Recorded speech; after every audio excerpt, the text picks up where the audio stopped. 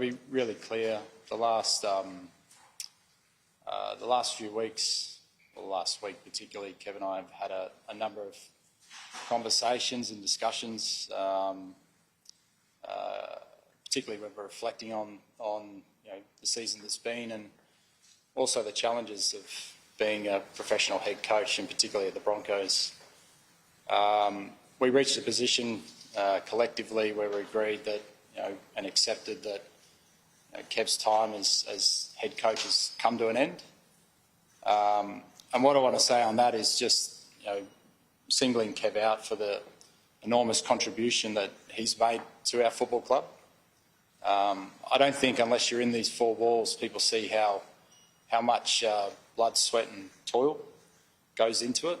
I think we all understand and can appreciate the passion, the genuine passion and love that Kev has for this football club. We see it every day. We know the toll that it can take, and the significant pressure that does exist with being the head coach of the Brisbane Broncos. But for us, we're going to be forever indebted to the contribution that Kev's made. And if I think when Kev joined us back at the end of 2020, I can hand on heart say that he's put a pulse back into the Broncos. And whilst he won't continue as head coach from here, that connection will continue. Kev will remain as an ambassador of the club, which I think is a really important connection for both the Broncos and Kevin Walters. As I said, we understand and appreciate how much that he does bleed for the club and loves the club. And I'm delighted that connection will continue. Kev, I might hand over to you, and thank you again. Yeah, thanks, Dave. Thanks for the very kind words. Yeah, as Dave mentioned, we have come to an agreement, both the Broncos and the Walters family, that my time here as the head coach of the Broncos has finished. I'd like to thank the original owners of the club, Barry, Paul, Steve and Gary, for their initially starting the club. I think we're all in debt for those that started this great club, and I was fortunate enough to play here as a player, and then in the last 4 years as the head coach. I've been an assistant coach here as well, so my time here has been very joyful, I've got to say. A lot of my time here has been good times. It's also, like everyone has their dry moments and their moments where you learn and you get better. And that's certainly been the case for me, the last 4 years. I am really proud of the fact that when I arrived here, as Dave said, the club wasn't in great shape. And I feel that myself, along with a lot of other good staff and people here, have shaped the club into today. Probably the proudest moment was last year's grand final with my son and all my family in attendance. It was really nice. And then this year, obviously, a tough year for everyone, including fans and sponsors and members. So stick with the club. It's a great club, and I'm sure that they'll be back, challenging again before too long. So I want to thank all the staff and that I've worked with over the last 4 years, people on level 1, which is where the football staff are, and also people upstairs on level 2. It's been really good to work with. But as I say, unfortunately, my time here now has finished from the head coaching point of view. I also want to thank my family. They've been really terrific for me, and just want to thank them. And thank everyone else who's been a part of the journey here, not so much the last 4 years, but, all my time here at the Broncos. There's been many people that have helped me become the person that I am. So, thank you. What does that ambassador role actually entail? We'll work that through in due course. We've got a number of ambassadors right across the organisation. We know how much sponsors, members, fans love Kev, and it's important that he continues.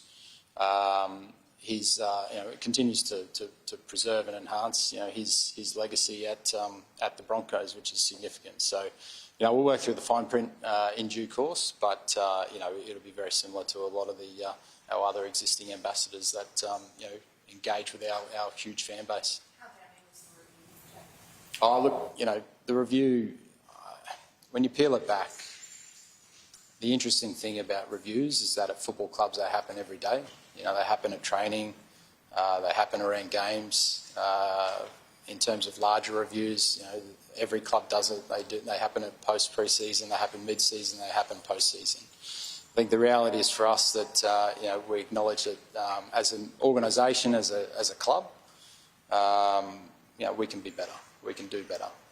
So we'll have those discussions first internally, and then put the pieces in place to ensure that we continue to further and continue to spring off the pieces that Kev's put in place here over the past 4 years into next year. David says that Kevy stepped down, but no one buys that. Like the view is he was sacked, and Kevy loves this club. He didn't want to leave. He had 2 seasons to go. He was planning for the pre-season. So, in all honesty, what really happened? I think it's a great thing when people do want to stay here, but the reality is, Pete, that there's been a number of conversations we've had this week.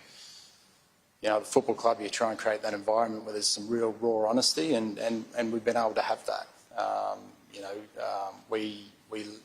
Everyone at the organisation, loves Kev. They love what he stands for. They love the respect and the passion that he's got for the club. We understand that. We acknowledge that, and we want to, and we strive to treat that accordingly. Sometimes you don't always get it right, but through those discussions, we've both of us have reached that point where there's just acceptance that now's the right time for change. Dave, you said a couple of weeks ago you expected Kev to be here next year, and then there's been no football since then. So the only thing that's been the review, it must have been quite a substantial factor in this decision. Oh, look, Crash, I think it was a week or 2 before the end of the season when I made those comments, and at that point, that was what my anticipation was. But again, through those discussions and through, you need to.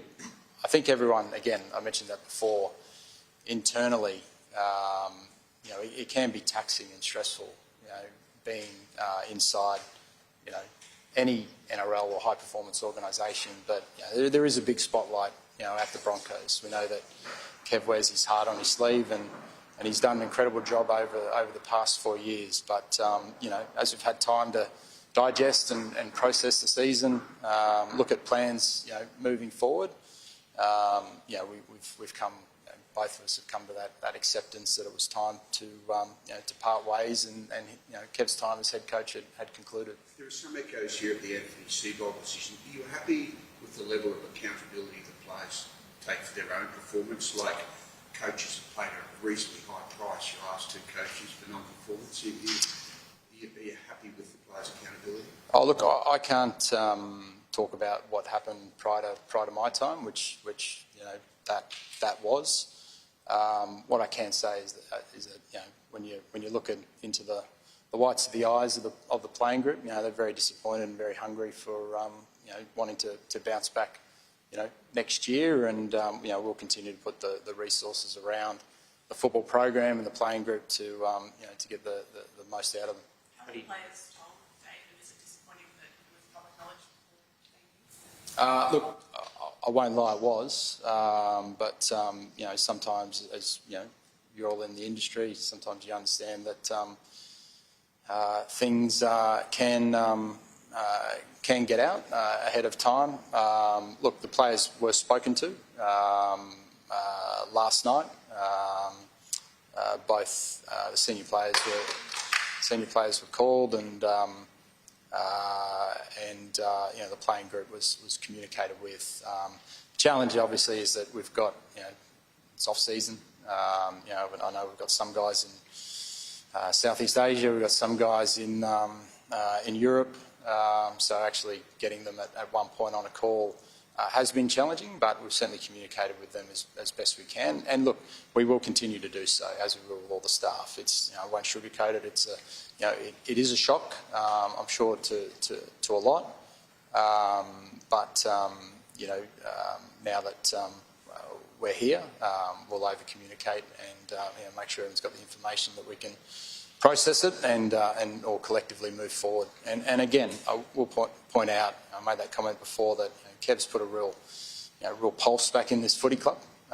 So the onus now is for those that will continue, that they continue that legacy and really use that energy from it to continue to drive in the future.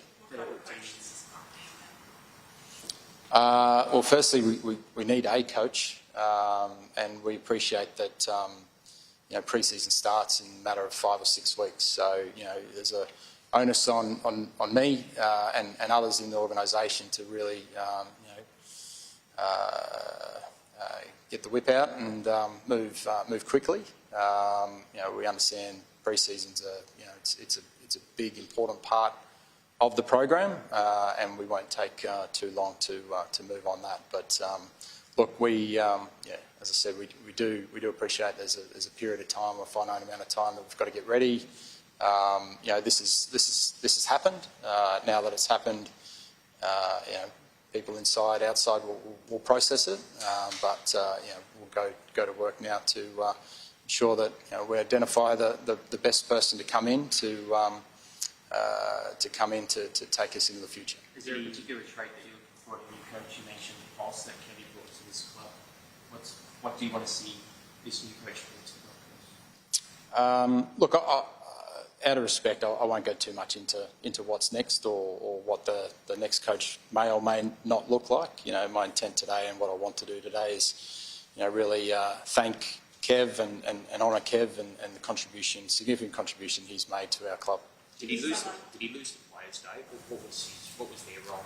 Look, I'm not going to go into different parts, but no, I don't believe that that was the case. Everyone loves Kev. They love his personality. They love the passion that he's got for the organisation. But look, in terms of the contents of the review, we'll keep that in-house for now.